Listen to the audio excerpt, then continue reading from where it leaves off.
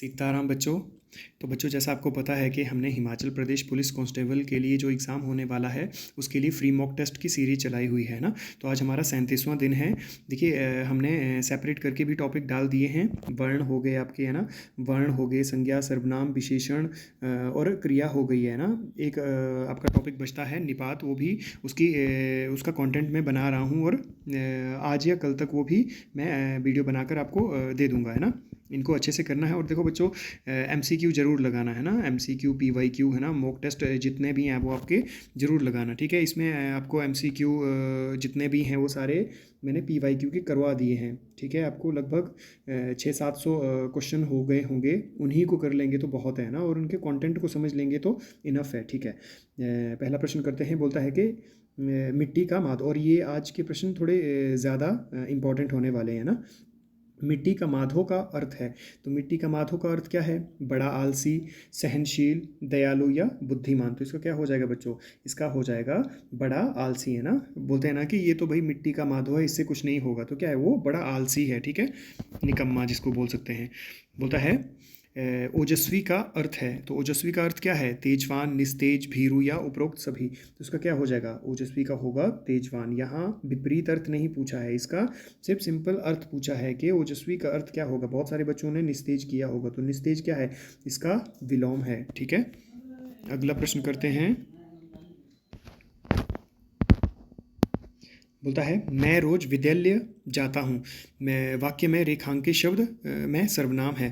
तो यहाँ एक बच्चे ने ये डाउट पूछा था, तो मैंने सोचा कि आपके साथ डिस्कस ही कर लेते हैं इस क्वेश्चन को।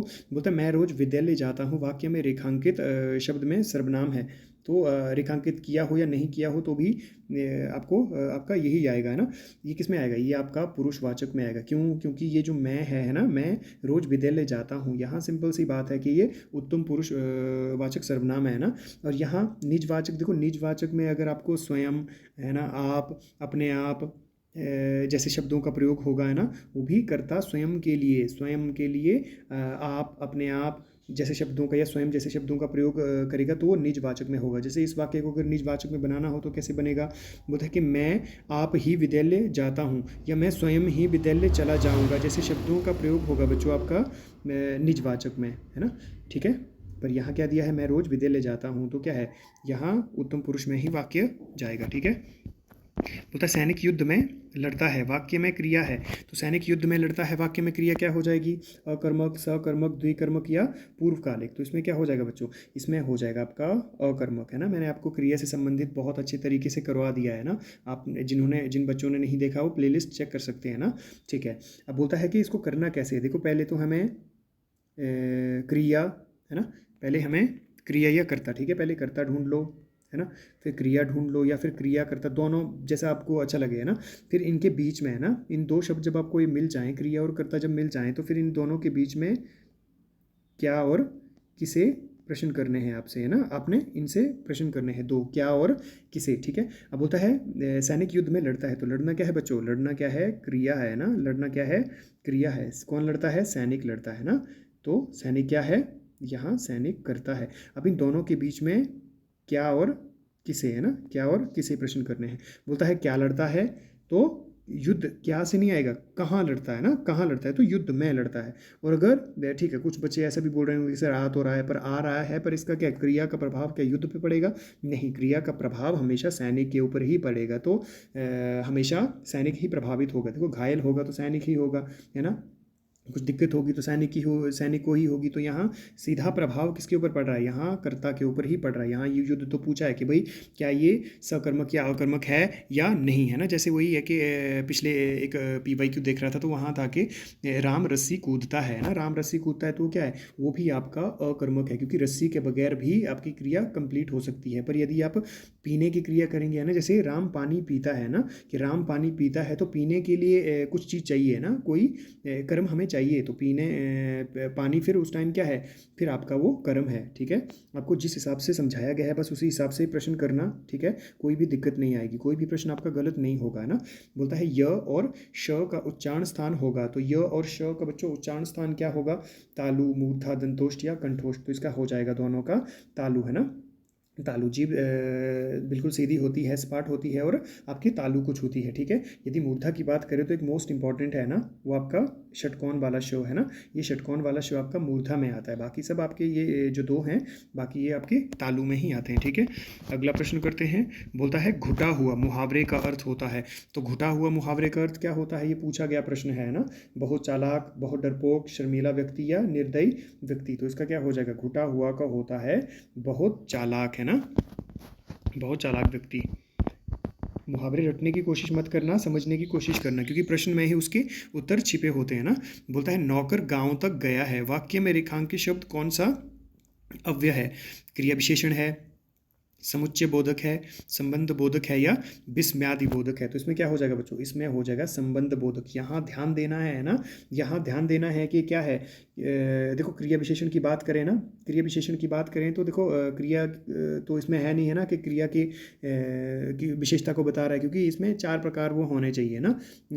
कौन कौन से क्रिया के चार प्रकार हैं ना, और उन चार प्रकारों के अंतर्गत जो शब्द आएंगे वही आपकी यहाँ मिलेंगे, ठीक है। बोलते हैं नौकर गांव तक गया है ना, तो कहाँ तक गया है, गांव तक, वो स्थान को बता रहा है। कब गया है, नहीं दिया है, ये क्रिया की बात कर रहे हैं अभी, है ना।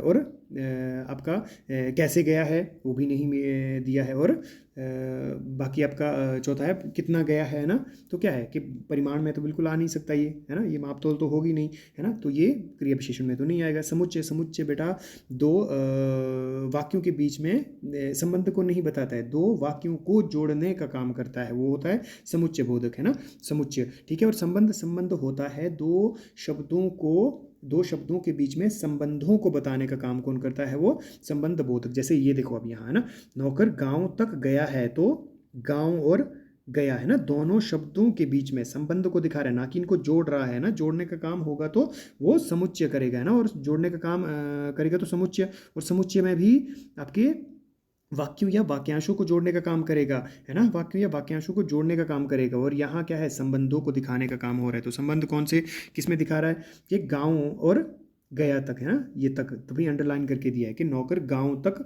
गया है, इसको अच्छे से करना है ना।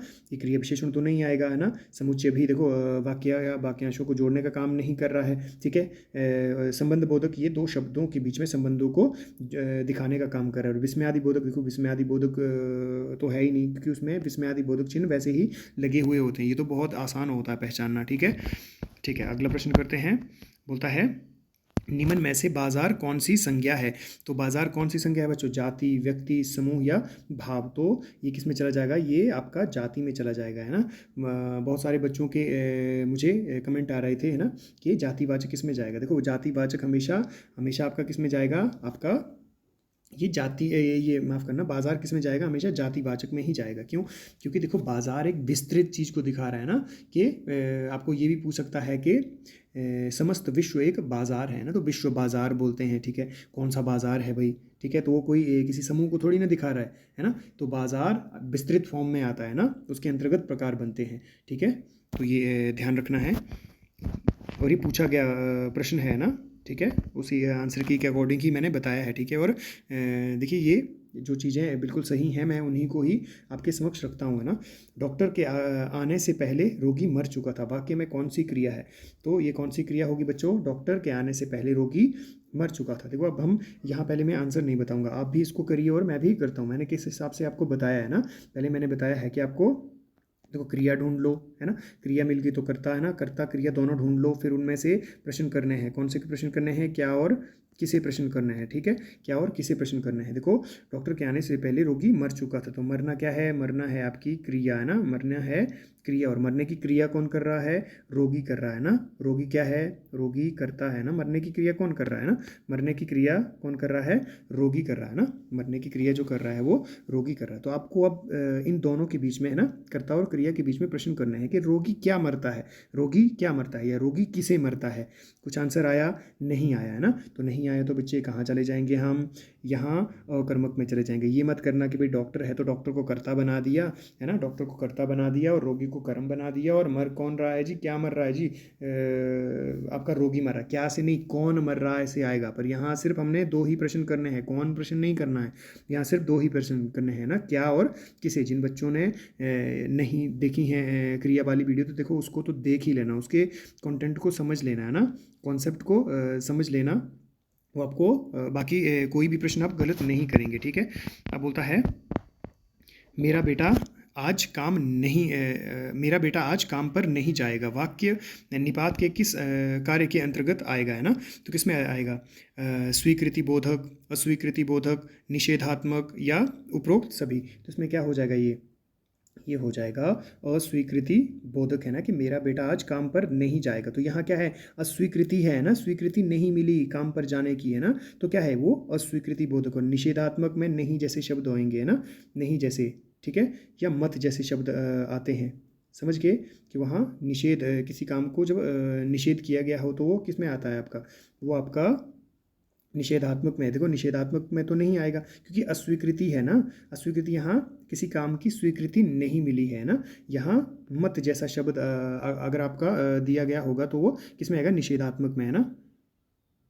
यहाँ बच्चों एक बात हमेशा ध्यान रखना है ना, देखो एक नकारात्मक है ना, एक सेकंड, है ना, मैं इसको अच्छे से समझा देता हूँ। एक आपका नकारात्मक है ना, एक आपका निषेधात्मक है ना,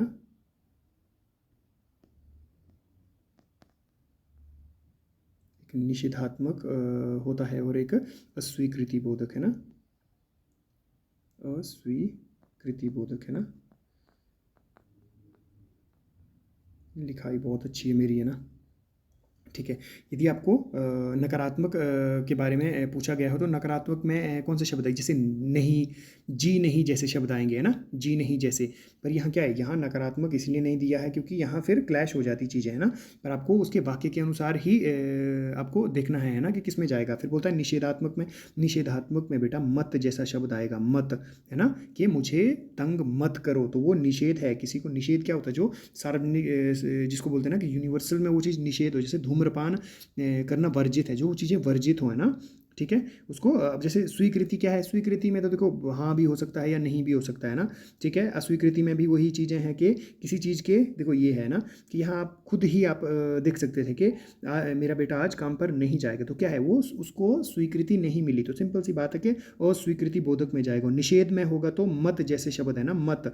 आपको ये भी पूछ सकता है कि मत शब्द किस में आएगा आपका, निषेधात्मक निपात में आएगा, या फिर स्वीकृति बोधक में आएगा, या फिर आपका नकारात्मक में आएगा, है ना। नकारात्मक की बात करें, नकारात्मक निपात की, तो नहीं या फिर जी नहीं जैसे शब्द आएंगे कि जी नहीं, मैं नहीं जाऊंगा, या नहीं जाऊंगा मैं, है ना, ऐसे शब्द, जैसे नहीं और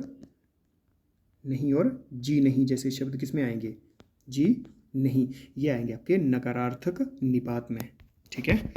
ये निपात का जब टॉपिक आएगा तो आप इसको अच्छे से समझ लेंगे ना। निम्न में से कौन सा शब्द अनुनासिक के प्रयोग से बना है, तो कौन सा अनुनासिक के प्रयोग से बना है, अंगुष्ठ, आंत या फिर अन। तो इसका क्या हो जाएगा बच्चों, इसका हो जाएगा आंत, है ना। अनुनासिक, अनुनासिक, और एक होता है अनुनासिक है, एक अनुस्वार होता है ना, एक अनुस्वार होता है, और एक निर्नुनासिक, है ना, ठीक है, निर्नुनासिक होता है, ठीक है। तो यहाँ अनुनासिक की देखिए बात करें ना, अनुनासिक की बात करें तो ये चंद्रबिंदी लगी होती है ना, और अनुस्वार की बात करें बच्चों तो ये जो बिंदी है एक, है ना, ये बिंदी जो है वो क्या है, वो अनुस्वार है ना, ये अनुस्वार है। और ये क्या है आपकी, ये आपकी अनुनासिक है ना, अनुनासिक है, समझ के। और अनुनासिक वो पंचमाक्षर भी हैं, है ना, अंगा, अणा, न, म, है ना, और इया, ये जितने भी आपके पांच हैं, है ना, अंगा, इया, णा, ना और माँ, ये क्या है, ये भी आपके अनुनासिक है ना। अगर ये अनुनासिक से बना शब्द पूछे तो जो भी आपके चंद्रबिंदी से संबंधित है ना, जैसे आंगन हो गया, आंत हो गया, ठीक है, चांद हो गया, वो क्या है, वो अनुनासिक है, समझ के। और अंगुष्ठ जैसे शब्द जहाँ अंग की बिंदी लगी हो, अंगूर हो गया, अंगुष्ठ हो गया, ठीक है, वो ज़्यादातर तत्सम शब्दों में इसका उपयोग होता है, समझ के। हाँ ठीक है, अगला प्रश्न करते हैं। बोलता है केवल मुंह से बोले जाने वाले सस्वर वर्णों को कहा जाता है? अनुनासिक, अनुस्वार या निर्नुनासिक? तो इसका ऑप्शन सी हो जाएगा ना, निर्नुनासिक। केवल मुंह से बोले जाने वाले सस्वर क्या कहलाते हैं आपके? निर्नुनासिक। अनुनासिक की बात करें, है ना, तो यदि हम अनुनासिक की बात करें तो बच्चों नाक और मुंह दोनों से ही इसका प्रयोग होता है, ठीक है, जो भी अनुनासिक से संबंधित आपके शब्द होंगे। और अनुसार की बात करें तो ज़्यादा प्रयोग, ज़्यादा आवाज़ आपके नाक से ही आती है, ठीक है, ज़्यादा उपयोग नाक का होता है, ठीक है, तो इसको अनुस्वार। और मुंह से ही, है ना, जो बोलता तो है कि केवल मुंह से बोले जाने वाले सस्वर वर्णों को कहा जाता है, तो इसे क्या कहा जाता है? निर्नुनासिक कहा जाता है, ठीक है। अगला प्रश्न है, बोलता है निम्न में से फ का उच्चारण स्थान होगा, तो फ का उच्चारण स्थान क्या होगा? ओष्ठ, दंत, दंतोष्ठ या उपरोक्त सभी? तो क्या हो जाएगा? इसका हो जाएगा दंतोष्ठ। यहाँ ध्यान देना, यहाँ फ नहीं बोला है, फ, है ना, ये आपको आगत व्यंजन पूछा है, आगत व्यंजन, है ना, जिसमें नुक्ता लगा हो। जब भी नुक्ता लगा हो तो आपके बोलने की ध्वनि ही बिल्कुल बदल जाती है। ये अब फ नहीं है, ये फ है ना। फ जब भी उच्चारण करेंगे ना, फ, तो आपका निचला होंठ और ऊपर वाले दांत जब आप आपस में मिलते हैं तो ही ये आपकी ध्वनि आती है ना, फ जैसे, फ, ठीक है। तो वो किस में आएगा? आपका दंतोष्ठ में। ये पूछा गया प्रश्न है ना, सिंपल फ आएगा तो फिर वो किस में आएगा? वो तो फिर ओष्ठ में आएगा, ठीक है। प्रश्न अच्छे से समझ लीजिएगा, ठीक है। अब बोलता है कि जुलाहा कपड़े बुनने का काम कर रहा है। वाक्य में रेखांकित शब्द कौन सी संज्ञा है? कौन सी है? व्यक्ति है, जाति है, समूह है या भाव है? तो ये क्या है? ये आपका जातिवाचक है, जुलाहा, क्योंकि ये व्यवसाय है। जुलाहा एक व्यवसाय है, ये संपूर्ण व्यवसाय को निर्धारित कर रहा है ना, समाहित कर रहा है, ये विस्तृत चीज़ को समाहित कर रहा है, ठीक है, अपने में। तो ये क्या है? जैसे डॉक्टर है ना, डॉक्टर भी क्या है? व्यवसाय है। डॉक्टर के अंतर्गत भी उसकी अनेक जातियाँ होती हैं, तो जुलाहों के अंतर्गत भी अनेक प्रकार की जातियाँ होती हैं ना, कि वो किस जुलाहे में भी वो पर्टिकुलर किस काम को कर रहा है, ठीक है, उसकी भी विभिन्नताएं होती हैं। तो ये जाति के अंतर्गत ही आएगा जुलाहा। समझ के, जितने भी व्यवसाय से संबंधित आपके जितने भी व्यवसाय हैं वो सारे देखो, सेना और पुलिस को छोड़कर, है ना, ये व्यवसाय के अंतर्गत नहीं आते, ये समूह के अंतर्गत आते हैं, ठीक है। तो सारी चीज़ें किस में आएंगी? आपकी आपकी वो जाति के अंतर्गत आएंगी, है ना, व्यवसाय से संबंधित, ठीक है। अगला प्रश्न करते हैं, बोलता है आप मेरे सिर आँखों पर हैं। वाक्य में रेखांकित शब्द कौन सा सर्वनाम है? तो आप मेरे सिर आँखों पर हैं, और आपको रेखांकित क्या दिया है? आप दिया है, तो कौन सा सर्वनाम है? पुरुषवाचक है, निजवाचक सर्वनाम है, निश्चयवाचक सर्वनाम है या संबंधवाचक है? तो क्या हो जाएगा बच्चों? ये हो जाएगा आपका पुरुषवाचक, क्योंकि आप क्या है? वो आदर सूचक है, आदर सूचक है, ना कि निजवाचक है ना। निज तो अपने आप के लिए उपयोग होगा, है ना, कि आप मेरे सिर आँखों पर हैं, है ना। तो ये क्या है? ये आपका पुरुषवाचक है। पुरुषवाचक भी कौन सा है? मध्यम पुरुषवाचक, है ना। ये आदर सूचक है ना, आप किसी सामने वाले को बोल रहे हैं ना, जो आपसे बड़े हैं, कि आप मेरे सिर आँखों पर हैं, तो आप सामने वाले को बोल रहे हैं ये, और आदर सूचक है ये शब्द, है ना कि निजता को दर्शा रहा है, ठीक है। तो इनको थोड़ा सा ध्यान रखना। ये पूछा गया प्रश्न है, और है ना, वह नौकर नहीं आया। वाक्य में रेखांकित शब्द क्या है? सर्वनाम है, यहाँ प्रोविशेषण हो गया ना, प्रविशेषण होगा, ये प्रविशेषण है, सार्वनामिक विशेषण है, या उपरोक्त में से कोई नहीं। तो ये क्या हो जाएगा? ये आपका सार्वनामिक विशेषण होगा, क्योंकि संज्ञा से पहले जुड़कर संज्ञा के दायरे को निश्चित या संज्ञा के लिए विशेषण का काम कर रहा है ना। अगर ये संज्ञा की जगह प्रयुक्त होता तो ये सर्वनाम होता है ना, तो संज्ञा की जगह तो नहीं प्रयुक्त हुआ है, संज्ञा के लिए, संज्ञा से आगे जुड़कर संज्ञा के लिए विशेषण का काम कर रहा है, इसीलिए इसे क्या बोलेंगे? इसको सार्वनामिक विशेषण बोलेंगे। अगला प्रश्न करते हैं, जिसने ये वीडियो नहीं देखी है संज्ञा, सर्वनाम, विशेषण, क्रिया से संबंधित, तो वो देख सकता है ना। वर्णों से संबंधित भी, बस वर्णों में एक बात ध्यान रखना कि वहाँ आपको बताए गए हैं 53, है ना, तो 53 नहीं है, क्योंकि विशिष्ट वर्ण जोड़ा गया है, पर उसको हिंदी भाषा में जोड़ा गया है। कहते हैं कि वर्णों में नहीं, तो वर्ण उसके केवल वर्णों की संख्या पूछे तो 52 ही करना। जैसे आगत स्वर भी हैं ना, आगत व्यंजन भी हैं, तो क्या है? उनको वर्णमाला में ऐड नहीं किया गया है ना, उनको हिंदी में उसका प्रयोग होता है ना, कि हिंदी में उसका प्रयोग तो करते हैं, पर उनको वर्णमाला में ऐड नहीं किया गया। वैसा ही ये विशिष्ट वर्ण है ना, कि इसको हिंदी में प्रयोग तो होगा ये हिंदी भाषा में, पर इसको वर्णमाला में ऐड नहीं किया गया। तो बस आपको संख्या पूछे तो 52 ही करना, ठीक है। अब अगला प्रश्न है, बोलता है कश्मीरी सेब सिंदूरी लाल होता है। वाक्य में रेखांकित शब्द क्या है? विशेषण है, प्रविशेषण है, ये प्रो हो गया है बच्चे, है ना, टाइपिंग में। विशेषण है, प्रविशेषण है, सार्वनामिक विशेषण है, या उपरोक्त सभी? तो ये क्या हो जाएगा? ये हो जाएगा आपका ये प्रविशेषण है ना, क्योंकि कश्मीरी सेब क्या है, लाल, लाल क्या है उसकी विशेषता है, लाल यहाँ विशेषण है, पर लाल भी कैसा है, वो सिंदूरी लाल है ना, सिंदूरी लाल है। तो यहाँ क्या हो जाएगा, सिंदूरी हो जाएगा आपका प्रविशेषण, समझ के, क्योंकि सेब कैसा लाल है ना, लाल उसकी विशेषता है, तो लाल भी कैसा है कि वो सिंदूरी लाल है, तो ये विशेषण की भी विशेषता बता रहा है, तो इसी को बोलेंगे हम प्रविशेषण। ये पूछा गया प्रश्न है। ठीक है, अगला प्रश्न करते हैं। बोलता है किस विद्वान ने प्रविशेषण को अंतर विशेषण कहा है ना, तो किस विद्वान ने कहा है भी प्रविशेषण को अंतर विशेषण, किशोरीदास जी ने, पंडित कामता प्रसाद गुरु ने, श्याम सुंदर दास जी ने, या सुनीति कुमार चटर्जी ने। तो इसका क्या हो जाएगा आंसर, इसका हो जाएगा पंडित कामता प्रसाद गुरु ने ही प्रविशेषण को अंतर विशेषण कहा है। ठीक है, अगला प्रश्न करते हैं। बोलता है नागर का पर्यायवाची, पूछा गया प्रश्न है ना, नागर का पर्यायवाची क्या होगा, नगर, ढोल, चतुर या ग्रामवासी। तो इसका क्या हो जाएगा, नागर का हो जाएगा चतुर, है ना, नागर क्या हो जाएगा, चतुर हो जाएगा। और बोलता है अंकेक्षक के लिए उपयुक्त वाक्य चुनिए। तो अंकेक्षक के लिए उपयुक्त वाक्य कौन सा होगा, आय व्यय के आंकड़ों की जांच करने वाला, अंगरक्षकों को कर्म निर्धारित करने वाला, अंकों के साथ खेलने वाला, या गणना करने वाला। तो यहाँ क्या हो जाएगा, ये पहला ऑप्शन है ना, आय व्यय के आंकड़ों की जांच करने वाला ही क्या कहलाता है, आपका अंकेक्षक कहलाता है।